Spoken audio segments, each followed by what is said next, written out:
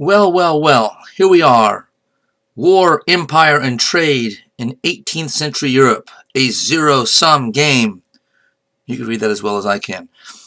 Anyway, before getting into this, let me remind you that this unit, though I've said it before, does not include any reading material in our main text. That doesn't mean to say that none of the events or historical biographical figures here you couldn't find in the index, but there's no chapter organized around this theme, around this subject matter. So because of that, my slides are extra noisy. There's lots of text, lots of quotes from noted historians on this or that related subject, and the point is that it gives you more to study than just the notes that I hope you're taking from what I say here, because I say more than is in the PowerPoints. And since you don't have reading material, so you have a little bit in the form of these slides and the text on them. So one of the reasons I throw this unit in there, and our author does not, in the author's case, his primary interest and area of expertise is in intellectual history, the history of ideas, which is an interest of mine as well. But I think without this unit, it gives us a somewhat misleading impression about the Europeans and their propensity to compete with each other, and for how long the Europeans sought to dominate the world politically, economically, and otherwise. So war, trade, or war, empire, and trade. At the bottom of the screen you see a quote from the Governor General, basically the kind of the CEO of the VOC, which was the Dutch acronym for the Dutch East India Company. And in 1614, I forget the gentleman's name, he said, "Trade cannot be maintained without war, nor war without trade." So the zero-sum game part of this is that in the 18th century, as opposed to now, all European countries and leaders believed that trade was, in fact, a zero-sum game. You either won or you lost. There was no like deal making. I mean, they made deals, but there was no deal making where one side believed, "Hey, we both benefit from this," or any kind of war where it was believed we both benefit from this. Certainly, that did happen, but it wasn't seen that way. And this helps explain, I think, the tumultuous nature of the 18th century, why there was so much conflict, both militarily, economically, politically, diplomatically, because it was seen as sort of win or lose, do or die. Keep in mind, part of the reason for this is that capitalism was still on the rise, wasn't a dominant force in European society yet, and so the idea of economic growth was not around yet. Again, the economy, by our measurements today, was growing a little bit in those days, but they didn't have the measurements to be able to see that then, so it wasn't known. So, for instance, today, as economists would tell you, it is possible for different countries, different trading partners, different businesses, different corporations, industries in one country around the world to all benefit, or many to benefit at the same time, if the economy is growing in particular, because the overall pie is growing, the overall GDP is growing, so it's not necessarily a zero-sum game. But that is not how it was seen in the 18th century. So the war, empire, trade nexus, you can go back and look at this on your own, but it really just tells you all the different ways in which these three sort of kept overlapping with each other. They're mutually reinforcing. So war, impacted empire and trade. Trade helped to lead to war. It had something to do with empire, and on and on and on. So you can go back and read that on your own. It'd be worth doing. Which brings us to the European state system, which I've mentioned before, and will surely mention again in the class, and the European balance of power, which we've talked about a little bit also. As Robert Marx, in a really good short book called The Origins of the Modern World, says, warfare defined the European state system. centralized nation states had been forged out of the need to fend off rivals effectively. And the 18th century shows this extremely well. Another reason I like to do this unit, it shows us how, one of the ways, how the European states all started to become major military powers, not just in Europe, but worldwide. And the European state system itself, remember, on the heels of the collapse of the Roman Empire, over centuries through the Middle Ages and beyond, we see, and you can see in the map in the upper left, that on kind of a peninsula on the western part of the Asian continent, the Europeans had power, so they got to name themselves a continent. But this is actually a relatively small piece of land with, as you can see, a lot of small and medium-sized states crammed close together. And this produced kind of a gigantic a competitive atmosphere. If the Roman Empire had survived, there would have been far less competition, and European warfare, technology, science, various ideas, cultural achievements, technological achievements would have probably been held back or stymied because there wasn't as much incentive, or there wouldn't have been as much incentive in that scenario as there is in this. So the European state system actually helps to explain a lot in European history about advances, cultural, technological, and otherwise, because there's always sort of each country ratcheting up their ability out of fear that the other neighboring countries already have, or are going to, or maybe they have information, intelligence that they already are. So weapons systems, for instance, ways of organizing armies, strategy and tactics, all kind of go up together in one European state after the other through this incredibly competitive system, all based on sort of fear of being attacked, fear of being overrun and conquered by somebody else. The balance of power system we first saw when we took a short look at the 30 Years' War and the resultant Treaty of Westphalia in 1648, which kind of finalized, or I shouldn't say finalized, really began the system of balance of power. It kind of finalized the age of religious wars. But the idea of the balance, you can kind of see here, is that each country is seen as having a right to exist. This wasn't any kind of formal mechanism. It was all sort of informal and even expressed fairly vaguely in a number of agreements over time. Europe maintained a multipolar system of power. That wasn't by design, that was just by chance, meaning that there are multiple roughly equal powers. We know about the 5 major powers, so let's just keep it at 5 at this point for simplicity's sake. So each country has a right to exist. There were exceptions, of course, and no country was supposed to tip the balance of power or try to tip it in its own favor at the expense of one or more of the other powers, especially if it could achieve hegemony or try to achieve hegemony. You can say that either way, tomato, tomato. Hegemony means dominance, strategic, military, economic dominance. In the event that someone did try to tip the balance of power, the other countries were to balance against it. You can see in the lower left kind of a little balancing act there on a fulcrum, which means, of course, that if one country tries to get out of the box, or does, the others will ally with each other, form a coalition, an alliance, and work together to put the one country that's violated the balance and to rebalance by putting that offending country back in the box. But nonetheless, it did happen from time to time. We'll see Napoleon, Hitler, and others, a little less famously, that try to unseat the balance, and the system basically worked by keeping countries from succeeding, at least in the long run, at overturning the balance of power. 18th century European warfare and the rise of professional militaries. You've probably seen movies, TV shows that depict this type of warfare, and you've probably thought, that looks crazy. Why would they do it that way? Why would they put guys in bright colored uniforms, shoulder to shoulder in rows, and walk into battle while the other side's doing the same thing, walking straight at each other?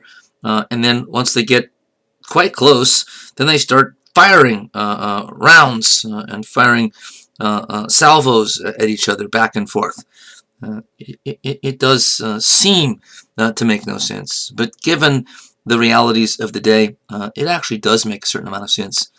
In one of the great books on European warfare called War in European History by Michael Howard, a very concise book of like 120 pages, but an absolute masterpiece. He talks about warfare kind of by the centuries in Europe, and in his chapter on the 18th century, he says, by that century, European wars were being conducted by professional armed forces, which would be familiar today.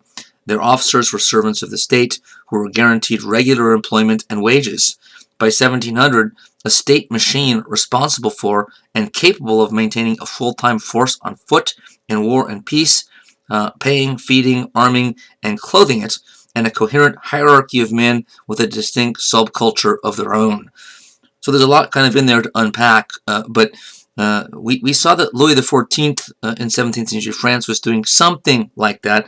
So this wasn't brand new, but it's now become widespread in Europe by the end of the century for sure, but even before that, and it's being done in a more organized and structured way than ever before. He goes on to say that the development of state power, meaning the power of the governments of these countries, and organization made such professional forces possible, but the development of military practice and technology made them functionally almost essential, which gets us back to, again, sort of the idea of a competitive European state system where everybody feels absolutely, an absolute necessity of keeping up with the military technology, strategy, and tactics. Military thinking needed to be, first rate, cutting edge, or you're in trouble, and you probably were if you didn't keep up. Also, in the 18th century, we see, for the first time at least in a widespread way, a great deal of emphasis on extremely well-trained soldiers, so drilled and trained and marched and disciplined over and over again. They paid the soldiers now, so they feel like they can make them dig lots of trenches and drill, all the time to keep them again disciplined. You can see from the pictures there, sort of, that fighting in formation was no easy task.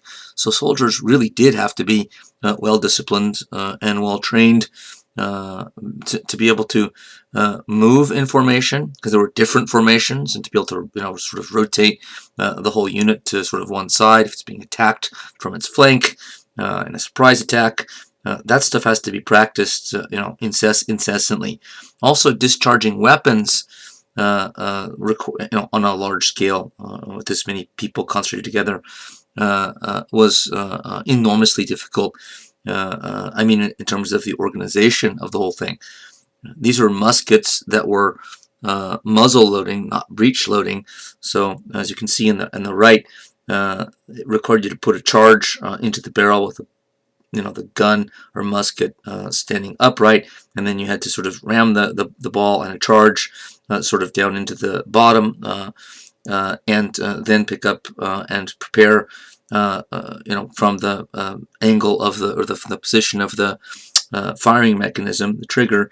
And there were a number of steps involved depending on when we're talking about what type of weapon. It took anywhere from a minute to 2 minutes to reload. So to put up continuous fire, and it wasn't necessary to do continuous fire that often in the 18th century, but they did have ways that this could be done. That's why, one of the reasons why rows and rows of troops were useful, because one, sometimes 2 and 3 rows might be able to fire at a time, if one is sort of kneeling down, one crouching, one standing. But then that 1 to 3 rows have to fall back to the back as the next rows come up, who have reloaded and are ready to fire as soon as they get up to the front, and then they move to the back, and so it's this kind of circular motion that keeps going.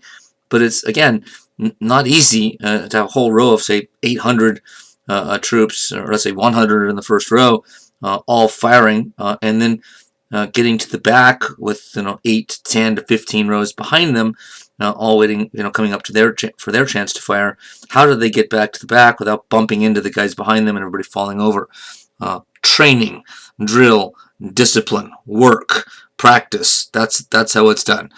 All this also required top-down control of movement, fire, and discipline. So you can see in the again, the painting on the right, the officers were sort of close by. This guy's out there in front, which is often true. Officers got killed and wounded all the time in this type of warfare because they were right up there in the front. Sometimes high-ranking officers as well.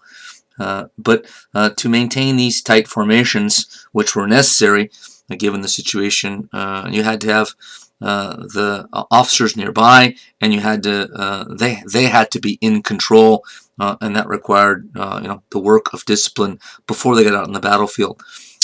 Troops were also disciplined for another reason in the 18th century, and that is that unlike the previous century, dominated by the 30 Years' War in Europe, the troops were relatively under control, not just on the battlefield but off the battlefield. In that previous devastating war, most of it in Germany in the 17th century, civilian populations were terrorized and brutalized constantly by armies on all sides of the war. Here, all of the major armies, some more than others, discipline their troops to behave well off the battlefield, or at least behave in a roughly humane fashion. It wasn't so much out of humanitarian concern, though that was in there somewhat, but nonetheless it benefited civilians in a humanitarian way. But it was seen as sort of bad for overall discipline and keeping everybody's concentration and focus on the task at hand, which was winning the battle, the campaign, or the war. Naval warfare was a gigantic part of 18th century European warfare because, and this is fairly obvious, of colonies and trade. So war, empire, and trade. Great Britain, its Royal Navy being the premier one in the world by the middle of this century and well beyond into the next century, but France having a large navy too, and other European countries also, but their navy, their military version of naval vessels was there oftentimes to protect their merchant marine, which means their trade vessels, and to take troops and escort cargo and trade to their world empires and to other countries in Europe, around the world, where Europeans were trading. And they traded in places when they didn't have colonies as well. One British leader said during this century, "We prefer trade to dominion," which is to say, or he's saying, that we prefer to trade with other countries and get the upper hand that way than sending in troops to try to control them, dominate them, and to turn them into a colony. One book, good overall general survey of 18th century Europe, says navies were the guardians of these empires and the indirect beneficiaries of their growth. They were enlarged to protect trade and colonies. And another book on a similar subject talks about sea power being the key to the informal empire strategy. We'll get to that actually more in more depth in a later unit. We come back to European imperialism in the 19th century. But informal empire was a way of controlling other countries, kingdoms, parts of the world, not by establishing a formal colony there, but through indirect economic methods, trade, finance, debt, etc., etc. And navies were extremely useful for providing leverage when it came to those kind of economic ways of controlling other peoples. as sad as it is to say, and of course it's tragic, maybe the ugliest feature of all of this war, empire, and trade nexus, but colonies in the European world led quickly to slavery. All of the European countries, kingdoms that had overseas colonies, from the 5 major powers to some of the smaller ones, all had slave plantations in one place or another, in the Caribbean, Jamaica, Martinique, the American or English colonies in the Atlantic seaboard, including Virginia and Maryland, which grew tobacco, etc., etc. Robert Marx, who I quoted already, said, contributing to the making of the New World economy was the establishment and growth of the plantation system using imported African slave labor, initially for the production of sugar, but eventually adapted to tobacco and cotton. The British and French created slave-based sugar plantations in the Caribbean, and shockingly, the number of slaves taken from Africa to the New World to plantations primarily is astounding, numbering over 9 million people by the time the slave trade ended in the 1800s. That's just the slave trade, by the way. It doesn't mean the illegalization of slavery where it was already occurring. It just became legal to traffic in slaves from that point. Great Britain being the first country of all to outlaw and make it illegal, the slave trade. This, of course, caused ghastly trauma to individuals and societies alike, torn, ripped away from their homeland in Africa, and put on ships in the extremely brutal and inhuman Middle Passage, the name for the ship ride across the Atlantic on slave vessels in unbelievably inhuman, unsanitary, unhealthy, dangerous conditions. Many slaves dying before they even got there. So we should not forget that the European powers we're talking about acquired at least some of their power. Some historians argue about how much. Some would say a lot. Some would say it's not the main explanation for European wealth, power, but it's one of them. And again, I'm not saying I know what the answer is on that. It's still kind of a debate that goes back and forth.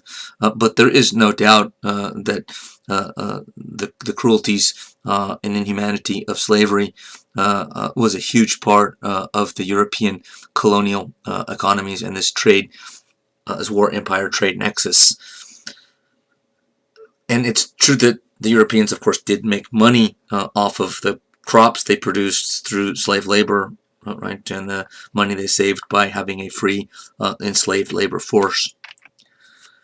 So 18th century European trade took off from beginning of century to end, and this is really what I've mentioned before, and is sometimes called the